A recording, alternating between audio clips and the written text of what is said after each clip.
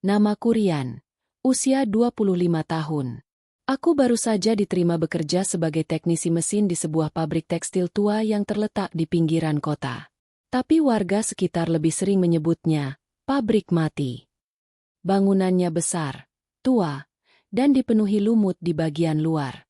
Meski mesin-mesinnya masih menyala dan produksi berjalan, tapi kesan angker sangat terasa sejak pertama kali aku menginjakan kaki di sana. Hari pertamaku terasa biasa saja. Para pekerja senior tampak sibuk. Aku ditemani satu rekan seangkatanku bernama Yuda. Orangnya ramah dan suka bercanda. Namun, ada satu hal yang membuatku penasaran. Saat jam istirahat, aku sempat bertanya pada seorang penjaga keamanan, Pak Saman, pria tua yang sudah bekerja di pabrik itu lebih dari 30 tahun. Pak, kenapa orang-orang nyebut tempat ini pabrik mati? Emang ada yang pernah mati di sini? Pak Saman hanya tersenyum kecut. Udah, kerja aja yang bener. Jangan tanya yang aneh-aneh. Satu pesan saya, jangan pernah masuk pabrik ini malam Jumat. Apalagi sendirian. Aku pikir itu hanya mitos. Tapi saat kutanyakan hal yang sama pada Yuda, wajahnya berubah tegang. Rian, itu bukan cuma omongan kosong. Pabrik ini punya sejarah kelam. Aku sendiri nggak pernah mau ambil shift malam kalau pas malam Jumat. Aku tertawa kecil, mengira mereka semua hanya mau menakut-nakuti karyawan baru. Tapi jauh di dalam hatiku, aku merasa ada sesuatu yang aneh. Pabrik ini memang terasa berbeda. Malam harinya, sepulang kerja, aku iseng mencari info tentang PT Makmur Jaya.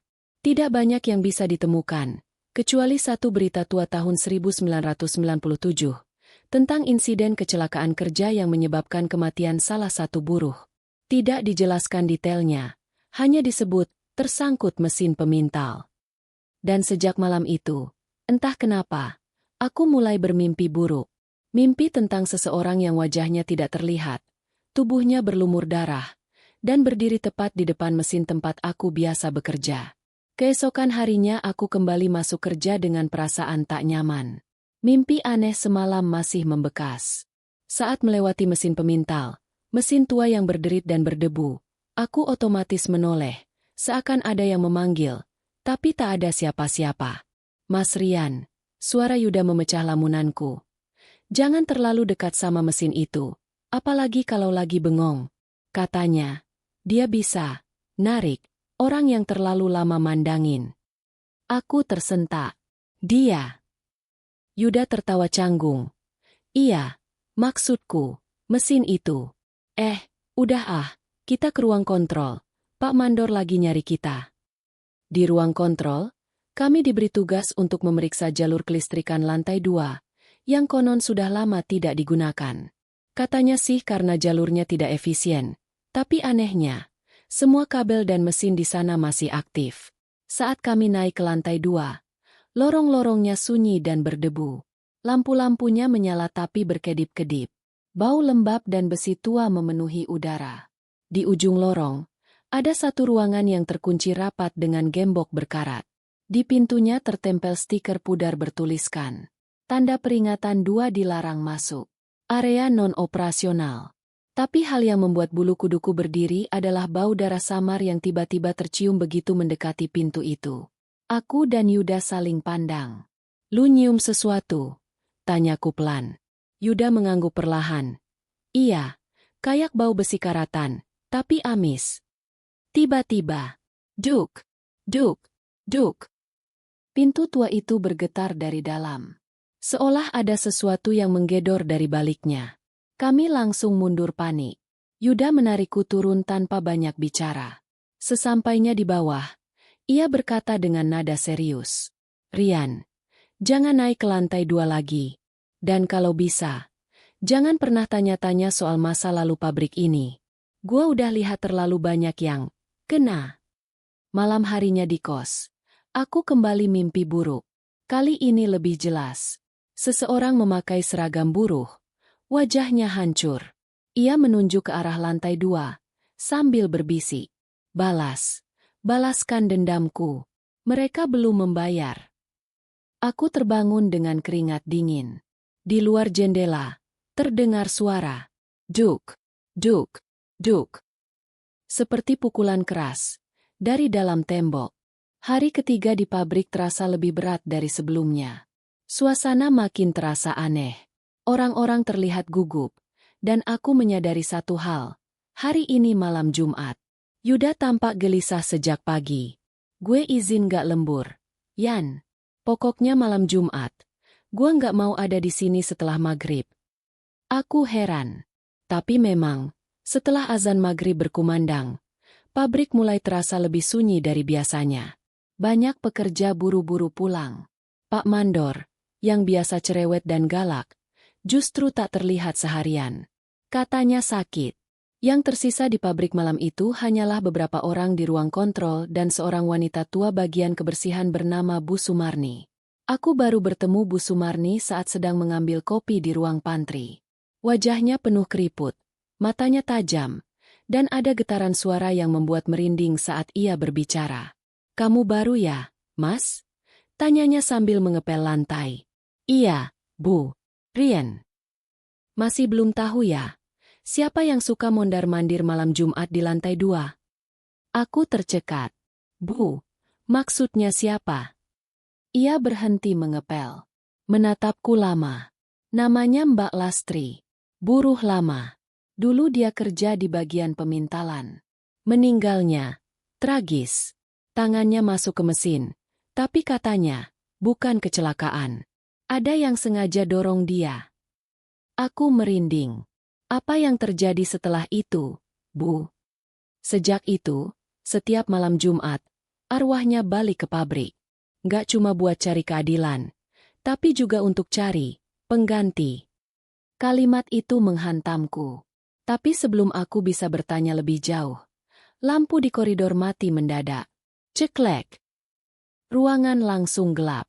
Dari arah lorong, terdengar suara langkah kaki, pelan, seret, dan tidak beraturan. Sret, sret.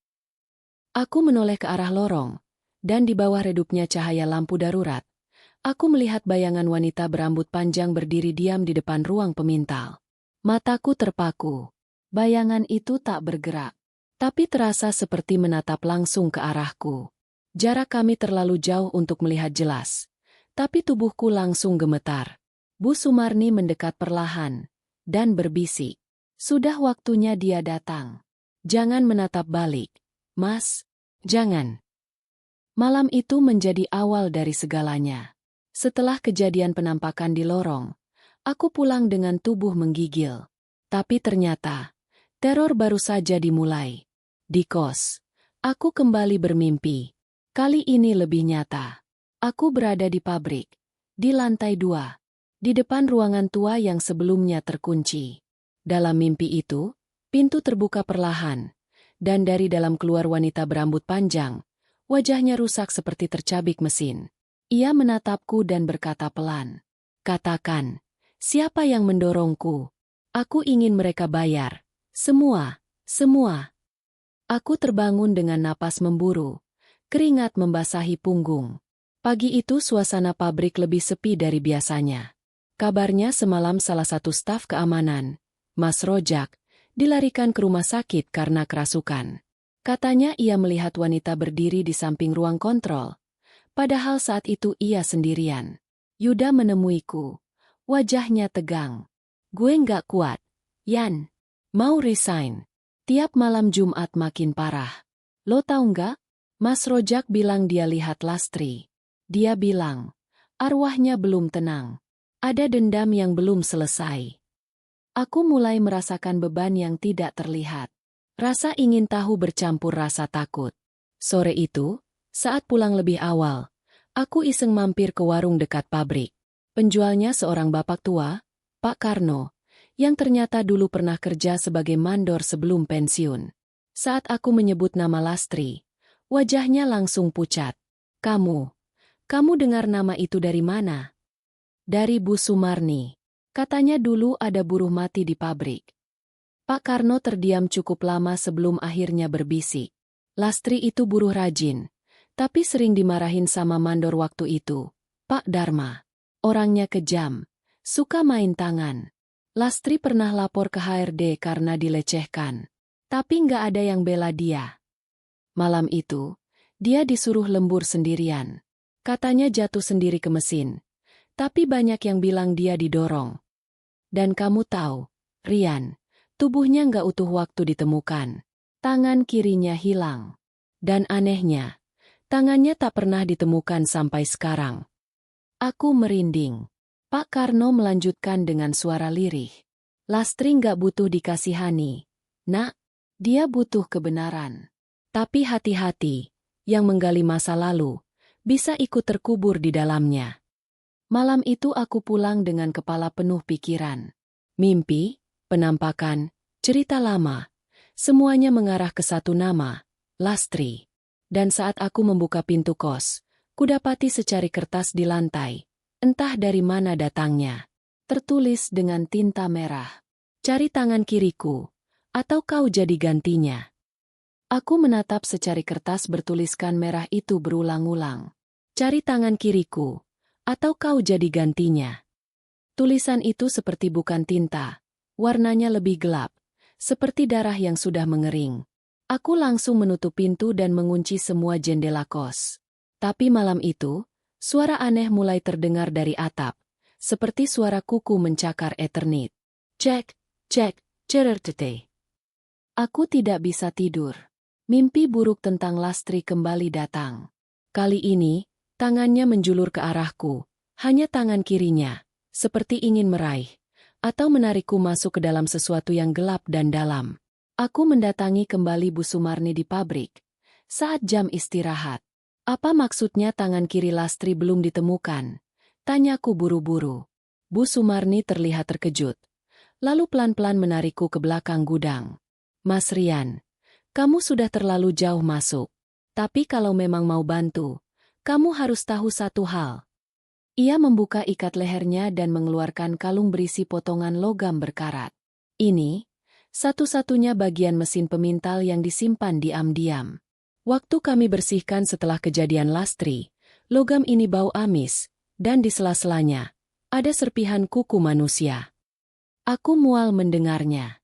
Ada yang bilang tangan kirinya tidak masuk ke mesin, tapi disembunyikan oleh orang yang membunuhnya. Sebagai semacam tumbal, agar arwahnya terbelenggu di pabrik ini. Yuda datang dengan wajah panik. Yan, lo harus lihat ini. Ia menunjukkan foto lama dari gudang arsip HRD yang tidak sengaja ia temukan. Isinya, laporan kecelakaan Lastri. Namun di bawah tumpukan itu, ada memo internal yang ditandatangani oleh nama Dharma, Kepala Produksi, 1997. Memo itu berisi instruksi untuk membersihkan TKP dengan cepat, dan kalimat terakhir tertulis, kubur apapun yang tersisa. Jangan sampai ada jejak. Aku mulai merasakan tekanan berat di dada saat tidur. Saat membuka mata, aku mendapati bekas jari-jari panjang berlumur tanah di dinding kamarku, seperti seseorang mencoba menulis sesuatu. Dan di cermin, samar-samar terlihat tanganku di bawah lantai itu. Hari itu, pabrik terasa lebih panas dari biasanya. Mesin-mesin berdengung seperti berbisik, seolah tahu bahwa sesuatu sedang mendekat. Yuda dan aku tidak lagi bisa berpura-pura. Semua petunjuk mimpi, bekas cakar, tulisan di cermin, semuanya menunjuk ke satu tempat, bawah lantai-lantai 2. Aku dan Yuda menyusun rencana untuk menyelinap malam hari, tepat di area ruang tua yang selama ini terkunci rapat. Kebetulan malam itu bukan malam Jumat, jadi suasana sedikit lebih tenang. Kami berhasil masuk lewat jendela samping yang longgar. Hanya bermodalkan senter dan alat congkel, kami menyusuri lorong lantai 2 yang sepi dan berdebu. Aroma karat, tanah lembab, dan sesuatu yang amis menguar semakin kuat saat kami mendekati ruangan tua itu. Ini dia, bisik Yuda sambil menunjuk lantai kayu yang lapuk di dekat pintu tua. Kami berjongkok dan mulai mencungkil papan lantai itu. Beberapa papan sulit dibuka, seperti dipaku dari dalam.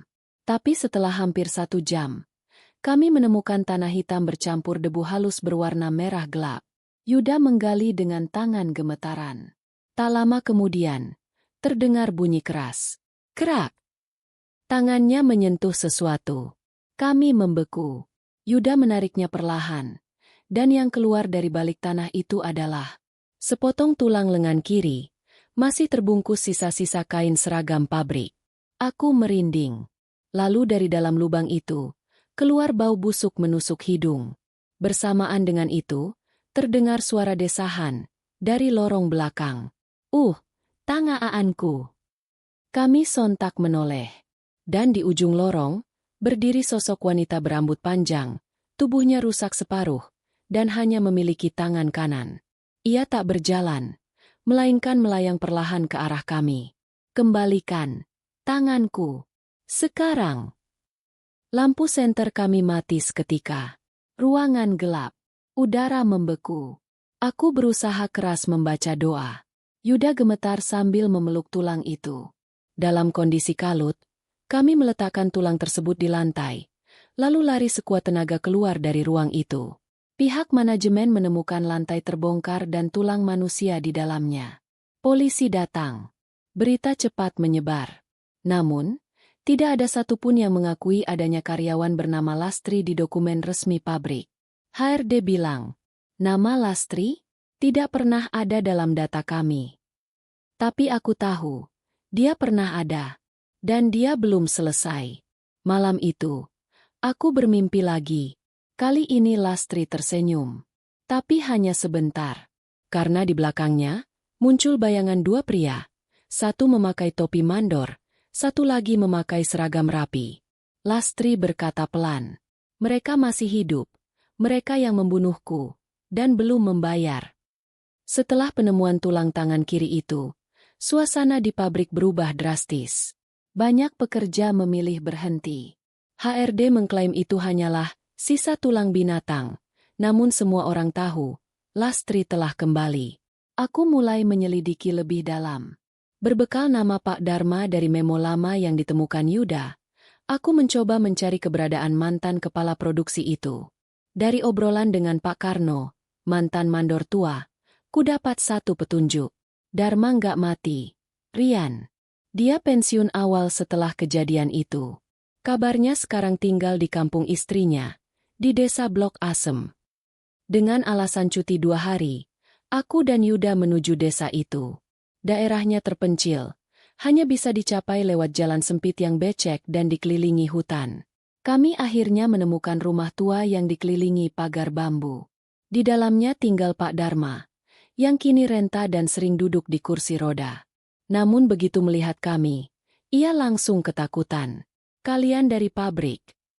Kalian lihat dia juga, ya? Dia belum selesai. Kami kaget. Pak, siapa? Lastri. Wajah Dharma langsung pucat. Tangannya gemetar hebat. Dia harusnya nggak bisa balik. Tangannya udah dikubur. Aku hanya disuruh. Aku nggak sendiri. Yang menyuruhku adalah direktur waktu itu, Pak Gunawan. Ternyata, Pak Gunawan, direktur pabrik tahun 1997, masih hidup dan sekarang menjadi pemilik yayasan sosial di kota sebelah. Lastri pernah mengancam melaporkan pelecehan, dan untuk menutup mulutnya, mereka memanfaatkan kecelakaan kerja dan menghapus semua data tentangnya. Aku dan Yuda pulang dengan hati berat. Tapi sejak malam itu, gangguan semakin menjadi. Di pabrik, meski tidak lembur, banyak karyawan mengaku mendengar jeritan dari lantai 2. Satu pekerja bahkan jatuh dari tangga karena menghindari bayangan wanita tak bertangan. Dan malam itu, aku bermimpi lagi. Tapi kali ini bukan hanya Lastri. Ada suara baru dalam mimpiku. Suara pria. Jangan ganggu kami. Kau akan ikut terkubur. Seperti dia. Aku terbangun dengan darah mengalir dari hidung. Di meja, ada potongan kain seragam lama dengan inisial nama bordir. GW. Gunawan. Lastri telah menunjuk target berikutnya. Dharma dan Gunawan. Dan aku tahu, aku terjebak di tengah dendam yang belum tuntas. Sekarang bukan hanya tentang Lastri, tapi tentang kebenaran yang ingin dibungkam oleh orang-orang berkuasa. Setelah kunjungan ke rumah Pak Dharma, dan munculnya kain seragam bertanda GW di kamarku, Aku tahu, Lastri ingin aku melanjutkan pencarian ini. Tapi apa yang menantiku? Jauh lebih gelap dari yang aku bayangkan. Yuda tak masuk kerja. Ia mengirim pesan singkat malam sebelumnya. Yan, ada yang datang ke rumah gue. Malam-malam. Ketok pintu terus. Gak ngomong, cuma nangis. Aku coba hubungi, tapi tidak ada jawaban. Saat ku datangi ke kosnya, tempatnya kosong. Tetangga bilang Yuda pergi dini hari, wajahnya pucat, dan membawa koper kecil. Sejak itu, ia menghilang. Sementara di pabrik, muncul pegawai baru bagian audit internal, seorang wanita muda bernama Maya Gunawan. Ya, cucu dari Pak Gunawan. Aku langsung merasa ada sesuatu yang salah. Maya ramah di luar, tapi terlalu banyak bertanya tentang apa yang ditemukan di lantai 2, dan kenapa orang-orang mulai takut malam Jumat. Seolah-olah dia tahu sesuatu, tapi berusaha mengaburkan jejak. Pak Saman, satpam tua itu, akhirnya mau bicara lebih banyak. Ia memberiku foto lama, foto yang jelas disembunyikan selama ini. Foto itu memperlihatkan Lastri berdiri di depan ruang pemintal bersama Pak Dharma dan Pak Gunawan. Di pojok foto, tampak Bu Sumarni muda, sedang membersihkan lantai. Pak Saman berkata, aku yang disuruh buang data Lastri dari file karyawan. Tapi aku nggak bisa.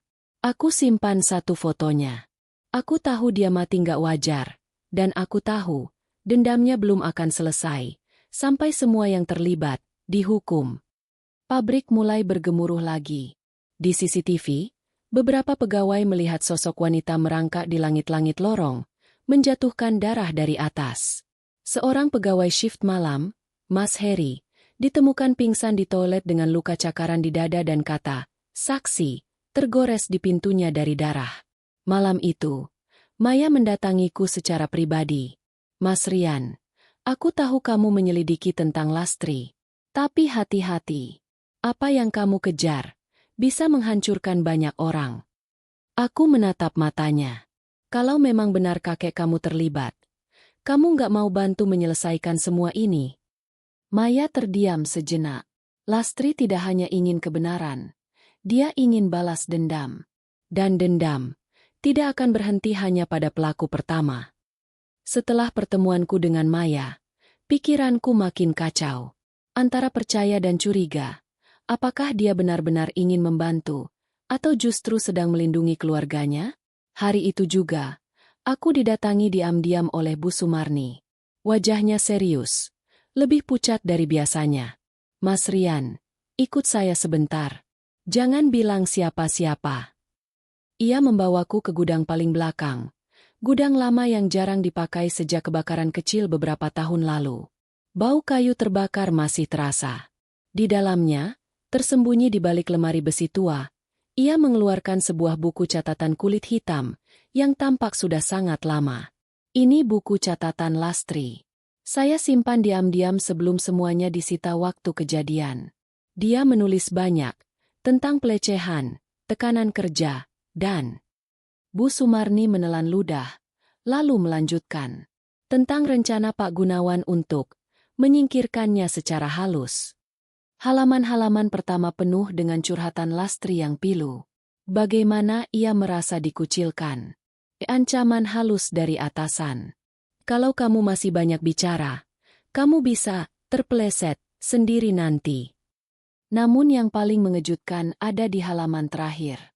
Kalau aku mati, tolong cari aku di balik lantai pemintal. Tanganku akan membimbingmu. Aku merinding. Bahkan dalam kematiannya, Lastri sudah tahu bahwa tidak akan ada yang membela dia secara resmi. Pegawai shift malam kembali digegerkan penampakan Lastri berjalan tanpa kaki, melayang di udara lorong produksi. Kali ini dia tak hanya lewat. Dia berdiri menatap CCTV. Lalu tiba-tiba gambarnya hilang. Maya mulai panik. Ia menghubungiku. Rian, kakekku menerima surat tanpa nama tadi siang. Isinya cuma satu kalimat. Kamu yang mulai. Kamu yang harus mengakhiri. Dia kini mengurung diri di rumah. Dia bilang, Lastri datang lewat cermin di ruang kerjanya. Semakin dalam aku menyelami misteri ini, aku sadar, Ini bukan lagi sekadar teror arwah penasaran. Ini adalah misi pembalasan dendam, dan aku, secara tak sadar, telah menjadi alat untuk membangunkan kebenaran yang mereka kubur selama hampir 30 tahun. Dan malam ini, saat aku membuka laci meja kantor Lastri yang kini kosong, aku menemukan sebuah potongan kecil kain putih bertuliskan, "Satu lagi harus mati sebelum aku tenang." Setelah membaca kalimat terakhir di potongan kain dari laci Lastri, "Satu lagi harus mati sebelum aku tenang." Aku sadar, ini bukan lagi ancaman, ini perintah kematian. Dan aku yakin, yang menjadi target selanjutnya adalah Pak Dharma. Aku menghubungi Pak Karno, satu-satunya orang yang pernah dekat dengan Dharma di masa lalu. "Pak, saya harus ketemu Pak Dharma lagi. Sekarang, sebelum semuanya terlambat." Pak Karno menatapku lama, lalu menghela napas. "Kalau kamu yakin mau ke sana, pastikan kamu gak datang sendirian malam Jumat." Aku tak peduli. Aku tahu malam Jumat akan datang sebentar lagi. Aku datang bersama Maya. Ia memaksa ikut, ingin tahu kebenaran dari mulut kakeknya sendiri. Rumah itu sunyi. Sepi tak seperti biasanya. Lampu teras mati. Saat kami gedor pintu berkali-kali, tak ada jawaban. Akhirnya kami mendobrak. Dan di dalamnya, Pak Dharma ditemukan tergeletak di ruang tamu. Tubuhnya membeku dalam posisi terduduk. Matanya terbuka, menghadap ke cermin. Di permukaan cermin itu, tertulis kabur seperti ditulis dari dalam. "Aku sudah mengambilnya. Sekarang, tinggal satu." Maya histeris. Ia berlutut sambil menangis. Namun aku mematung. Aku tahu, yang dimaksud tinggal satu, adalah kakeknya, Pak Gunawan. Kabar kematian Pak Dharma disebarkan sebagai serangan jantung. Tapi aku tahu, itu bukan kematian wajar. Tidak dengan bekas jari-jari di leher dan darah yang menetes dari cermin. Sementara itu, Maya akhirnya mau buka suara. "Rian, aku tahu kakekku menyembunyikan banyak hal. Tapi dia mulai ketakutan." Dia bilang, "Lastri datang tiap malam lewat bayangannya sendiri. Di jendela, di air, di mimpi." Aku bermimpi aneh. Lastri duduk di kursi pabrik, bersimbah darah, dan memandangku lurus-lurus. Dharma sudah kutarik. Tinggal satu yang mengikatku di dunia ini. Bawa dia ke tempatku dulu mati. Di sana, keadilan akan aku kembalikan. Aku terbangun dengan keringat dingin. Di luar jendela, ada bayangan wanita berdiri diam, hanya terlihat separuh wajahnya. Kini semuanya jelas. Pak Gunawan harus kembali ke tempat itu. Ke tempat di mana ia membungkam suara Lastri untuk terakhir kalinya. Dan jika tidak, arwah Lastri tak akan pernah berhenti memburu siapapun yang berani menyembunyikan kebenaran. Setelah kematian Pak Dharma, hanya satu nama yang tersisa di daftar kemarahan Lastri, Pak Gunawan. Namun, tak mudah untuk membujuknya. Ia telah mengurung diri di rumahnya yang megah, dijaga ketat oleh satpam dan keluarga besarnya. Maya, cucunya, mulai terpecah antara loyalitas keluarga dan keadilan bagi Lastri. Wajahnya kuyu, matanya sembab. "Rian, tadi malam kakek nyaris bunuh diri. Dia berteriak-teriak sendiri," katanya. Lastri menarik kaki saya dari kasur. "Dia bilang malam Jumat ini giliran saya." Aku tercekat. Kalau begitu, kita harus segera membawanya ke pabrik. Ke tempat itu. Lastri mau dia datang sendiri ke sana. Mungkin itu satu-satunya cara untuk menghentikan semuanya. Maya mengangguk, meski terlihat sangat berat. Dengan bantuan Pak Karno dan Bu Sumarni, kami berhasil membawa Pak Gunawan masuk ke pabrik secara diam-diam.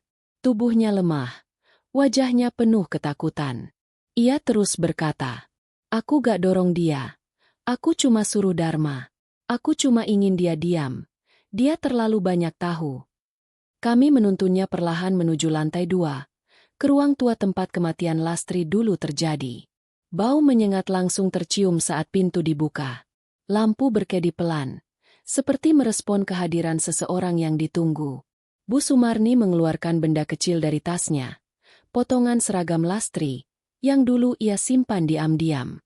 Letakkan ini di lantai. Biarkan dia datang. Tak lama, angin dingin berhembus dari arah mesin pemintal. Seketika suhu turun. Dan dari sudut gelap ruangan itu, Lastri muncul. Wujudnya jelas. Tubuh rusak sebelah, rambut menjuntai, dan kini tangan kirinya sudah kembali. Ia tak bersuara, tapi matanya menusuk ke arah Gunawan. Lelaki tua itu gemetar, lalu berlutut sambil menangis. Ampuni saya salah, saya cuma... Lastri perlahan mengangkat tangan kirinya, menunjuk wajah Gunawan. Kau menjualku untuk kekuasaan. Sekarang, gantian. Lampu padam. Ruangan berguncang. Jeritan Pak Gunawan memecah malam. Lampu menyala kembali. Pak Gunawan pingsan. Mulutnya berbusa. Tangannya menggenggam lehernya sendiri. Seolah sedang dicekik oleh sesuatu tak kasat mata. Kami buru-buru membawanya keluar. Namun saat di pintu pabrik, Lastri berdiri di balik kaca ruang produksi, perlahan tersenyum tipis, lalu menghilang ke dalam kabut mesin. Pak Gunawan kini dirawat di rumah sakit jiwa. Ia tak pernah berbicara lagi sejak malam itu. Namun kabarnya, ia terus menggambar sosok wanita dengan satu tangan, dan menulis satu kata di dinding kamarnya setiap hari. Ampun. Lastri belum menampakkan diri lagi. Tapi setiap malam Jumat, masih ada yang mendengar suara tangisan di lantai 2. Tangisan yang mengingatkan bahwa kebenaran memang bisa dibungkam. Tapi dosa tak pernah benar-benar mati. Pak Gunawan kini tergolek lemah di rumah sakit jiwa. Tak bisa bicara, tak bisa mengenali siapapun. Tapi kata terakhir yang ia tulis sebelum benar-benar terdiam adalah, "Anak." Maya mengingatkan itu padaku berkali-kali. Dia bukan ngomong soal anaknya. Aku yakin, itu tentang Lastri. Aku dan Maya mulai menggali lebih dalam. Dan hasilnya mengejutkan. Dari arsip lama yang ditemukan Bu Sumarni di lemari besi tua dekat ruang produksi, ada satu dokumen HRD yang tidak pernah diserahkan ke polisi waktu itu. Isinya, surat pengunduran diri Lastri dibatalkan karena alasan cuti hamil. Tanggal surat itu hanya 3 hari sebelum kematiannya. Aku dan Maya saling pandang. Lastri sedang hamil? Dengan hati-hati, kami menelusuri nama-nama karyawan pria yang pernah satu shift dengan Lastri di ruang pemintal. Hanya satu nama yang muncul dalam laporan kedekatan personal. Anton Widodo, teknisi mesin. Tapi, Anton tidak pernah kembali bekerja setelah kematian Lastri. Kami berhasil menemukan rumah adik Anton di pinggir kota. Di sana, kami bertemu seorang remaja laki-laki berusia 25 tahun bernama Dimas. Anak yatim yang diurus oleh bibinya sejak kecil. Dimas tampak biasa, sampai aku melihat liontin kecil yang ia pakai. Liontin itu identik dengan milik Lastri yang pernah kulihat di buku catatannya. Maya memberanikan diri bertanya, "Dimas, kamu tahu siapa ibu kandungmu?" Pemuda itu menunduk. "Saya cuma tahu nama ibu saya Lastri. Katanya dulu kerja di pabrik. Tapi gak pernah diceritain kenapa beliau meninggal. Katanya kecelakaan." Malamnya, Dimas mengalami mimpi aneh. Ia melihat seorang wanita datang kepadanya, menangis sambil mengelus wajahnya, lalu berbisik, "Kamu anakku. Mereka membunuhku. Tolong aku." Ternyata, dendam Lastri tak hanya tentang kematiannya, tapi tentang anaknya yang tak pernah diakui, dan kebenaran yang dipadamkan. Kini Dimas menjadi bagian dari cerita ini. Dan Lastri, yang arwahnya telah terpuaskan dengan kematian para pelaku, masih belum bisa pergi. Karena satu hal masih belum dilakukan. Mengungkap siapa sebenarnya ayah Dimas. Dan, apa yang sebenarnya terjadi malam itu, saat Lastri mati. Setelah mengetahui bahwa Dimas adalah anak kandung Lastri, satu pertanyaan besar terus menggelayuti pikiranku dan Maya. Siapa ayah Dimas? Lastri telah menunjuk semua orang yang menyakitinya. Namun dendamnya belum berakhir. Dan aku tahu, ini bukan sekadar soal keadilan. Ini tentang pengkhianatan terakhir. Kami bersama Dimas mengunjungi kantor catatan sipil lama, berharap ada jejak administrasi yang bisa menuntun pada ayah biologisnya. Tapi tidak ada nama ayah terdaftar di akta lahir Dimas. Namun petugas memberitahu satu hal mencurigakan. Dulu pernah ada permintaan pembatalan akta kelahiran atas nama Dimas oleh seseorang bernama Dewe tapi dibatalkan diam-diam. Tak pernah selesai prosesnya. Maya langsung mematung. Dewe Gunawan Widodo. Nama lengkap kakekku. Kami memutuskan mengunjungi Pak Gunawan yang kini dirawat di bangsal psikiatri. Tubuhnya lemah, namun masih bisa menulis sedikit demi sedikit. Dimas menatapnya dengan gemetar, lalu berkata, "Kalau memang saya anak Lastri, kenapa semua ini ditutup? Siapa ayah saya sebenarnya?" Tangan Pak Gunawan bergetar. Ia menulis perlahan di kertas. "Saya." Ruangan hening. Maya meneteskan air mata. Dimas menggertakkan gigi. "Kau yang memperkosa ibuku, lalu menyuruh anak buahmu membunuhnya." Pak Gunawan hanya menulis satu kata lagi. "Takut." Di rumah sakit jiwa, kamera pengawas menangkap kejadian mengerikan. Tepat pukul 00 malam Jumat, semua lampu mati.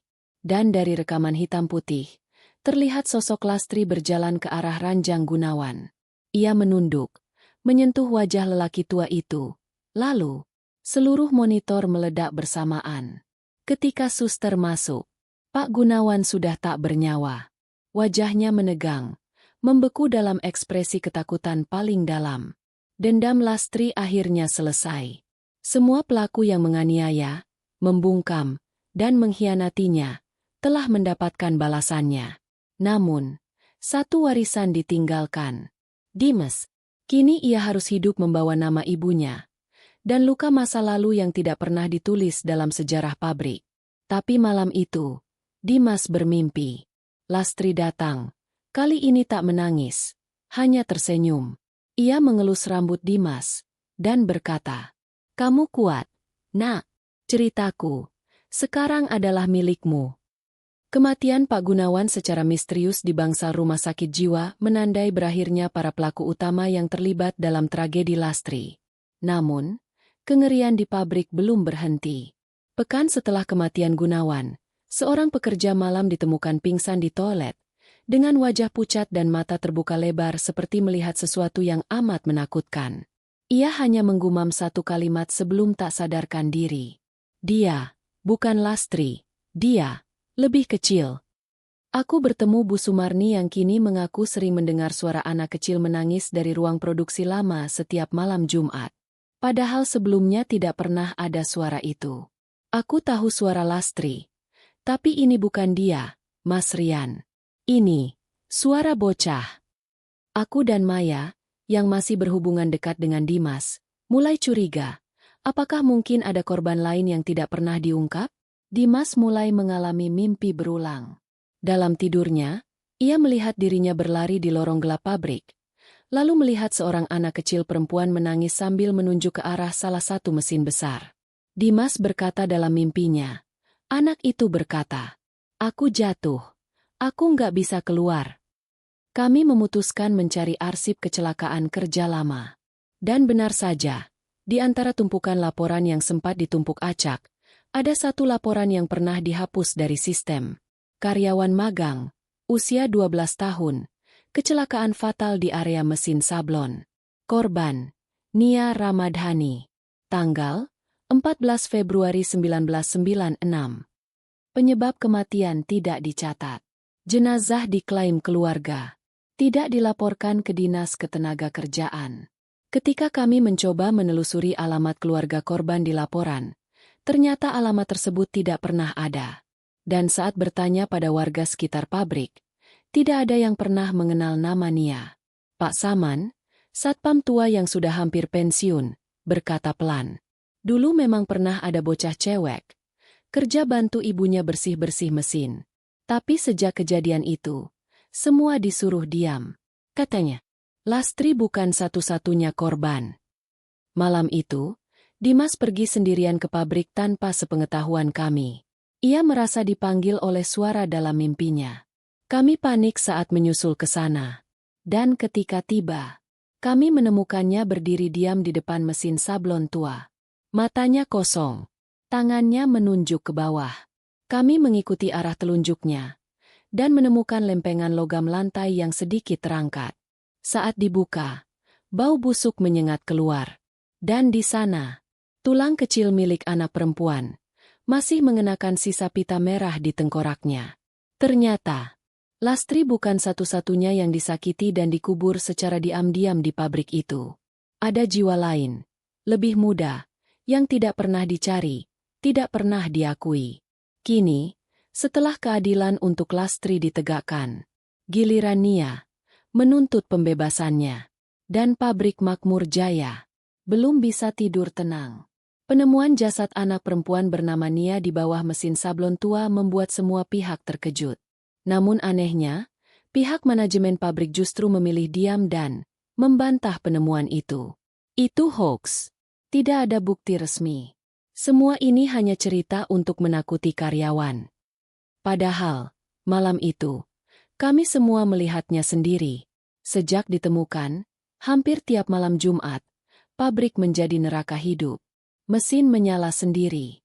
Pintu terkunci dari dalam.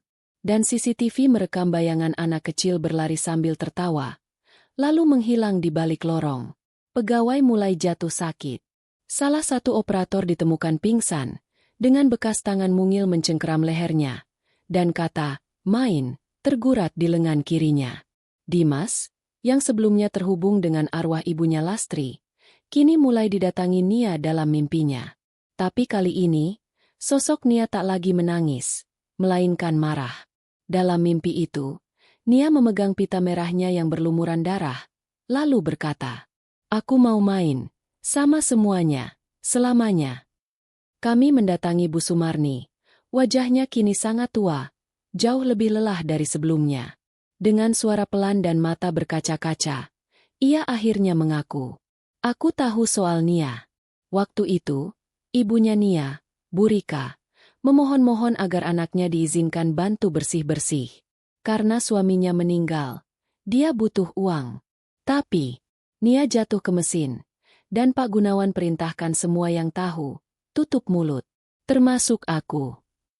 Kami sembunyikan jasadnya, karena kata Pak Gunawan, kalau orang tahu, pabrik bisa ditutup. Maya menghubungi seorang paranormal bernama Bu Endah, yang dikenal sebagai mediator arwah anak-anak. Malam Jumat itu, kami melakukan ritual pemanggilan arwah di ruang mesin sablon, tempat Nia ditemukan. Bu Endah duduk bersila, lilin menyala di sekelilingnya, dan foto kecil Nia di tengah lingkaran garam. Suasana sangat hening. Tiba-tiba, angin dingin bertiup. Lilin padam satu persatu. Dan suara anak kecil terdengar. Mereka diam. Waktu aku hancur. Sekarang biar mereka yang teriak. Tiba-tiba, Bu Endah menjerit keras dan tubuhnya kejang-kejang.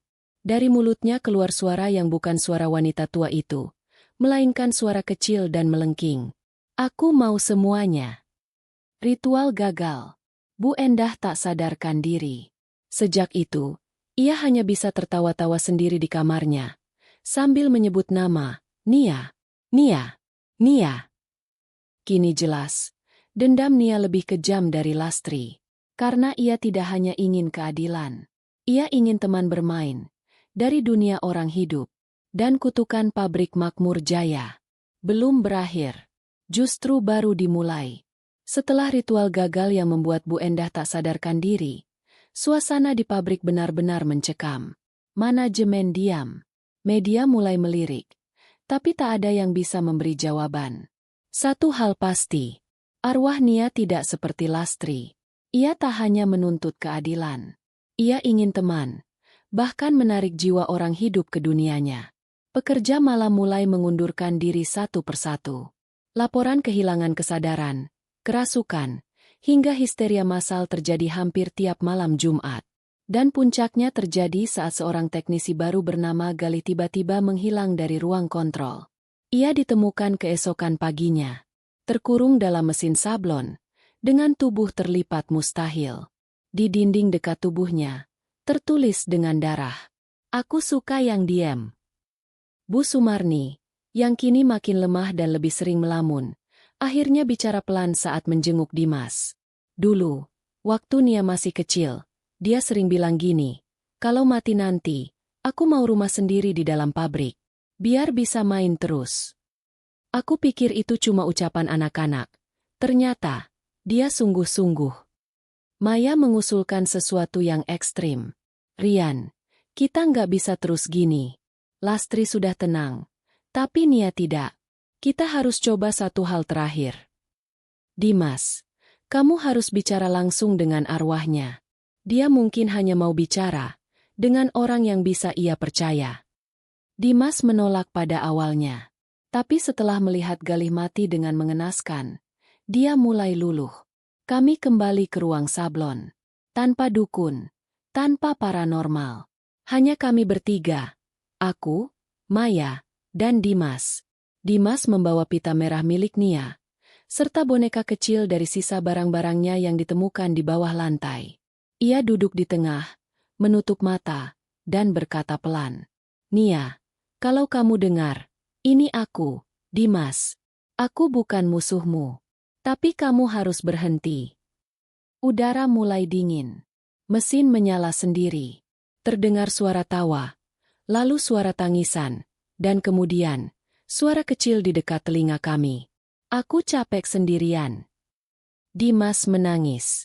Ia bicara pada kegelapan. Kalau kamu capek, kamu boleh pergi. Biar kami yang teruskan ceritamu. Dan tiba-tiba, semua suara berhenti. Mesin padam. Ruangan sunyi. Untuk pertama kalinya dalam berminggu-minggu. Malam Jumat itu berlalu tanpa insiden. Tapi saat keluar dari pabrik, Dimas menatap ke balik kaca ruang produksi. Ia membeku. Aku ikut menoleh. Di sana, di balik bayangan kaca, Nia berdiri. Tidak marah, tidak tersenyum. Hanya menatap Dimas, dan menghilang. Setelah pemanggilan arwah itu, pabrik sempat tenang. Tak ada suara tangis, tak ada mesin menyala sendiri, tak ada pegawai kesurupan. Semua mengira arwah Nia telah benar-benar pergi. Tapi ketenangan itu terlalu sempurna. Dan Dimas tahu, ini belum selesai. Beberapa hari setelah kejadian itu, Dimas kembali bermimpi. Namun kali ini, bukan hanya Nia yang muncul. Ada beberapa anak lain berdiri bersamanya. Wajah mereka pucat, tubuh kurus, pakaian robek, dan salah satu dari mereka berkata, kamu sudah temukan satu dari kami. Masih ada 3 yang belum dibebaskan. Dimas terbangun dengan tubuh menggigil. Tangannya memegang sesuatu. Batu kecil berlumur tanah yang tak mungkin muncul sendiri di tempat tidurnya. Aku, Maya, dan Dimas kembali mencari di catatan lama. Kami menemukan daftar pekerja harian tanpa identitas yang bekerja selama masa krisis ekonomi tahun 1996. Pekerja yang dipekerjakan secara ilegal, termasuk anak-anak di bawah umur. Dari 12 nama, 4 diantaranya tak pernah tercatat keluar dari pabrik. Kami menemukan catatan kecelakaan kerja yang dihapus secara sistematis. Semua korban adalah anak-anak kecil. Dan mereka semua pernah bekerja di bawah pengawasan langsung Pak Gunawan dan Pak Dharma. Bu Sumarni akhirnya buka suara sepenuhnya. Ya, dulu mereka memang pakai anak-anak. Alasannya, tangan mereka lebih kecil, lebih mudah menjangkau mesin. Mereka dijanjikan makanan dan uang. Tapi ketika ada yang mati, mereka dibuang. Dan aku bantu tutupi, karena aku juga takut dipecat. Takut dibunuh. Tangisnya pecah. Tapi semua sudah terlambat. Malam Jumat berikutnya, pabrik kembali berguncang. Tapi kali ini bukan 1, bukan 2, tapi 4 suara anak-anak terdengar bersamaan. Pegawai yang masuk malam itu mendengar suara jeritan kecil dari lorong mesin, disusul suara, "Main sama kami." 3 karyawan melarikan diri. 2 lainnya ditemukan tak sadarkan diri sambil memeluk lutut dan menangis seperti anak kecil. Dendam Lastri mungkin telah selesai. Tapi dendam para korban tak bersuara. Anak-anak yang dilupakan, disembunyikan, dan dikubur tanpa nama, baru saja dimulai. Dan mereka tidak ingin keadilan. Mereka ingin dikenang. Dan yang paling menyeramkan, Dimas tidak lagi bermimpi tentang Nia. Kini, Ia bermimpi ia sendiri adalah bagian dari mereka, berdiri di tengah ruangan pabrik, memegang tangan-tangan kecil yang dingin, dan tidak ingin dilepas. Setelah suara 4 anak-anak terdengar dan 2 pekerja pingsan ketakutan, isu hantu pabrik tak bisa lagi dibungkam. Kabar mulai tersebar keluar, media lokal, aktivis HAM, bahkan pihak kepolisian akhirnya turun tangan. Pabrik Makmur Jaya yang dulunya menjadi sumber kehidupan warga, kini dianggap sebagai sarang kutukan. Dengan tekanan dari publik, area pabrik akhirnya digeledah secara resmi oleh tim forensik dan kepolisian. Mereka menemukan bagian lantai belakang gudang yang tidak tercatat dalam blueprint bangunan. Ketika digali, hasilnya, 4 kerangka kecil, masih mengenakan pakaian lusuh, terikat kain lap dan kawat bekas.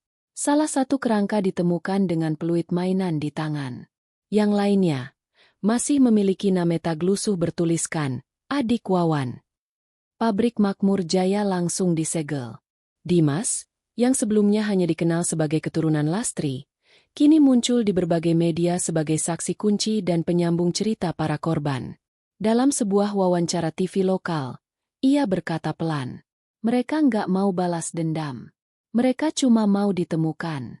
Mereka capek di bawah tanah, gelap, dingin, dilupakan." Aku bisa dengar mereka bilang, "Terima kasih." Dengan penuh rasa bersalah, Bu Sumarni menyerahkan diri ke polisi dan bersaksi sebagai saksi hidup yang mengetahui praktik kerja paksa anak-anak di pabrik. "Saya tahu saya akan masuk penjara, tapi saya juga tahu, saya akan tidur lebih tenang malam ini." Keempat jasad korban yang ditemukan di bawah pabrik akhirnya dimakamkan secara layak, diberi batu nisan dengan nama yang berhasil diidentifikasi. Enia Ramadhani, Wawan, Engko, Siti Rohaya. Di pemakaman itu, hanya ada beberapa orang, dan Dimas berdiri paling depan. Ia membawa boneka kecil milik Nia, dan meninggalkannya di atas makam. Untuk pertama kalinya dalam puluhan tahun, pabrik Makmur Jaya benar-benar diam. Tak ada suara mesin, tak ada suara anak-anak, dan malam Jumat berlalu tanpa gangguan. Tapi jauh di lubuk hati semua orang yang pernah terlibat, bayangan wajah-wajah kecil itu tak akan pernah benar-benar hilang. Setelah pemakaman massal untuk 4 anak korban kerja paksa di pabrik Makmur Jaya, suasana desa perlahan berubah. Tak ada lagi suara mesin, tak ada lagi pekerja. Dan yang paling terasa, tak ada lagi suara-suara dari balik lorong gelap. Namun, bagi Dimas, cerita ini belum berakhir. Beberapa hari setelah pemakaman, Dimas bermimpi. Ia berdiri di tengah pabrik yang gelap dan sepi. Lalu, satu persatu, sosok anak-anak itu muncul. Nia, Wawan, Niko, dan Siti Rohaya. Mereka tidak menangis, tidak marah. Mereka tersenyum. Dan di belakang mereka, Lastri muncul. Tampak lebih tenang dari sebelumnya. Rambutnya terurai rapi. Wajahnya tak lagi rusak, dan tangan kirinya kini kembali utuh. Ia menatap Dimas sambil berkata lembut, "Terima kasih, Nak, karena kamu, kami tak lagi dikubur dalam diam. Tapi kamu harus kuat, karena kebenaran akan selalu butuh penjaga. Dan dunia ini belum selesai menyembunyikan dosa." Saat Dimas terbangun, ia mendapati bekas sidik jari kecil di cermin kamarnya. Tidak menyeramkan, tapi seolah berkata, "Kami ada, kami melihat." Maya, yang telah mendampingi Dimas sejak awal, memutuskan untuk meninggalkan desa. Ia ingin hidup baru, jauh dari trauma. "Aku ingin melanjutkan hidup, Yan. Tapi kamu berbeda. Kamu punya sesuatu yang aku nggak punya, hubungan dengan mereka, dengan yang tak terlihat." Dimas tak menjawab. Ia hanya menatap pabrik tua dari kejauhan. Pabrik Makmur Jaya kini resmi ditutup. Pagar digembok.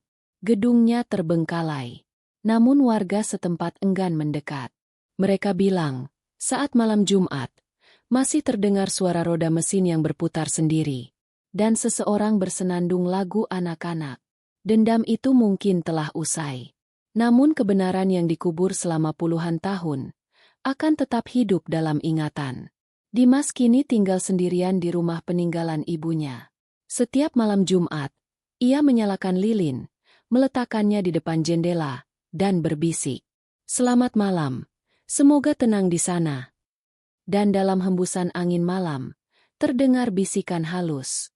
"Kami di sini, menunggu cerita lainnya ditemukan."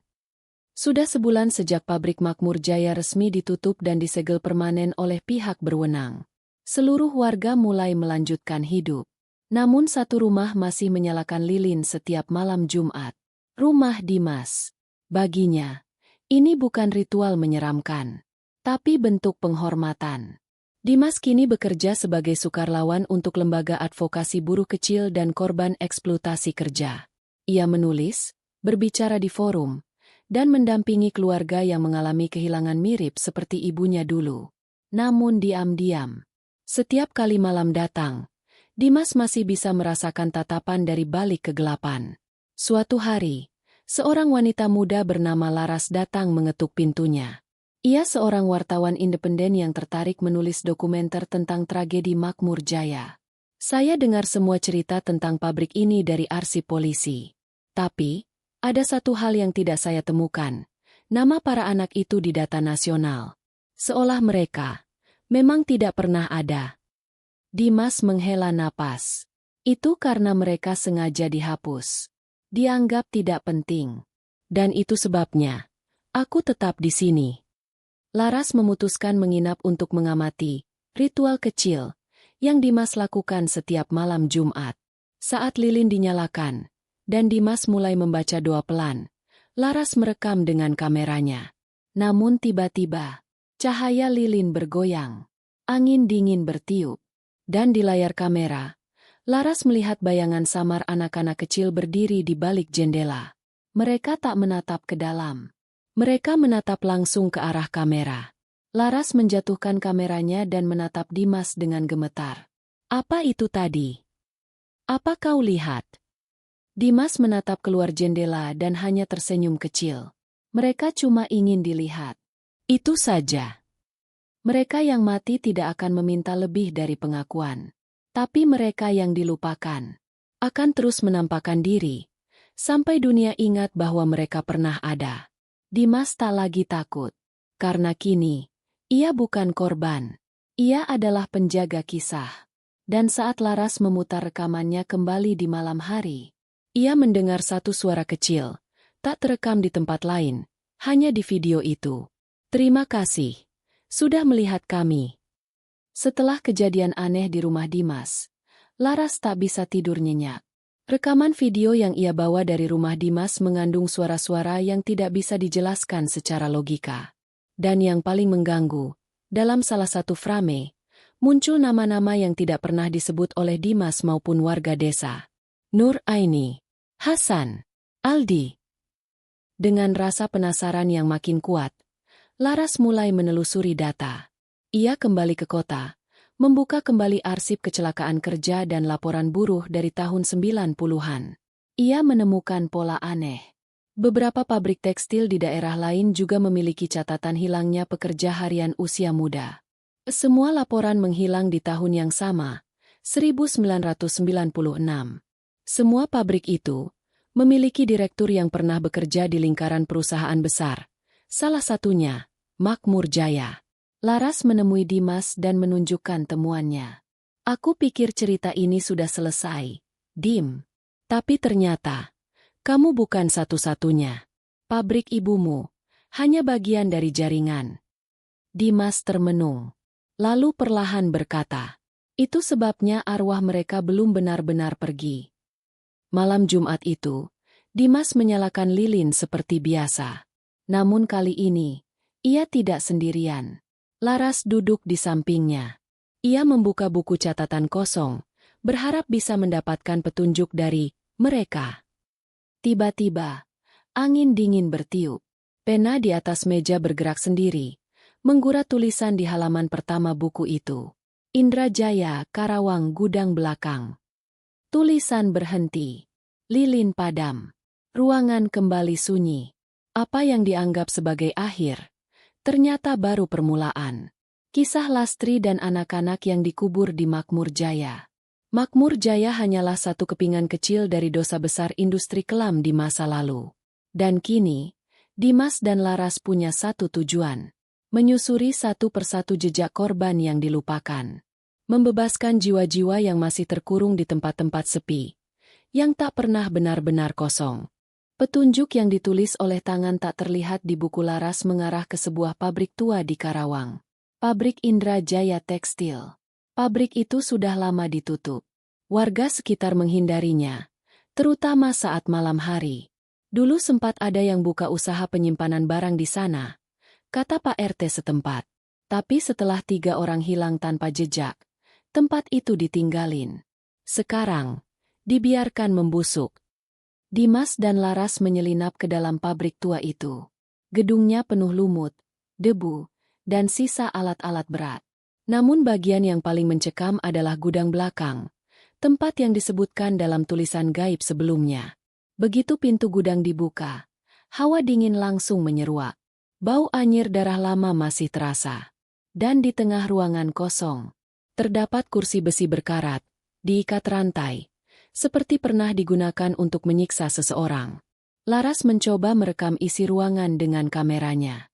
Tiba-tiba, kamera menangkap bayangan samar, seorang wanita dengan kepala terbungkus kain. Dari balik kain itu terdengar bisikan.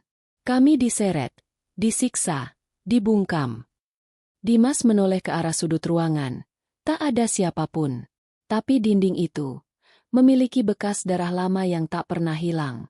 Keesokan harinya, mereka mewawancarai seorang mantan pegawai yang kini tinggal tak jauh dari lokasi. Dulu, ada 5 buruh perempuan yang coba melawan karena gaji tak dibayar. Mereka mogok, memaksa direksi bertanggung jawab. Tapi, malamnya, mereka dibersihkan. Semua diam. Semua takut. Yang paling lantang namanya Ranti.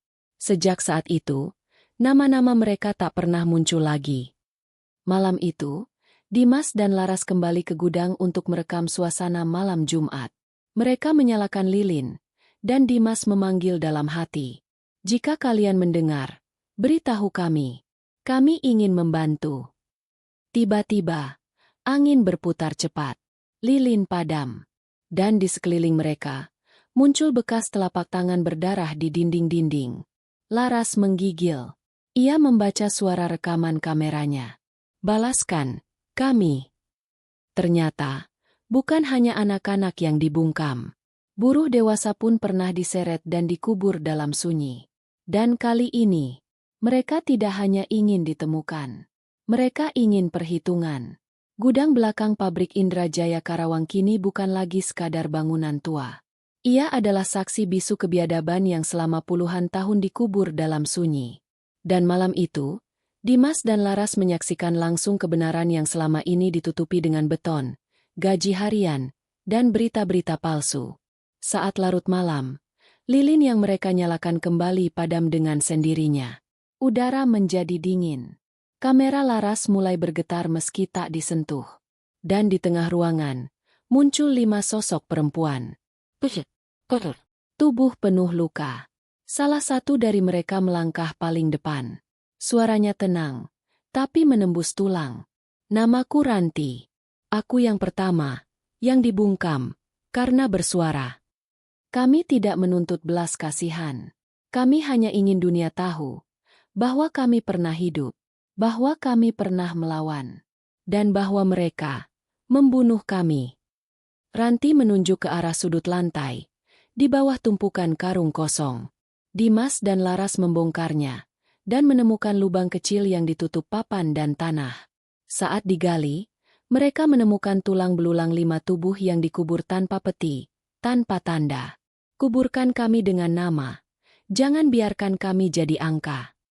Itulah pesan terakhir Ranti. Sebelum sosoknya perlahan memudar di antara gelapnya gudang tua. Dengan bantuan aparat dan media yang mulai percaya akan keterlibatan sejarah kelam industri gelap. Kelima jasad buruh perempuan akhirnya dimakamkan secara layak, dengan batu nisan atas nama Ranti, Sulastri, Fitri Handayani, Murni, Lestari. Di upacara itu, hadir puluhan aktivis, media, dan warga. Laras membacakan catatan penutupnya. Hari ini, kita tidak hanya mengubur 5 jasad.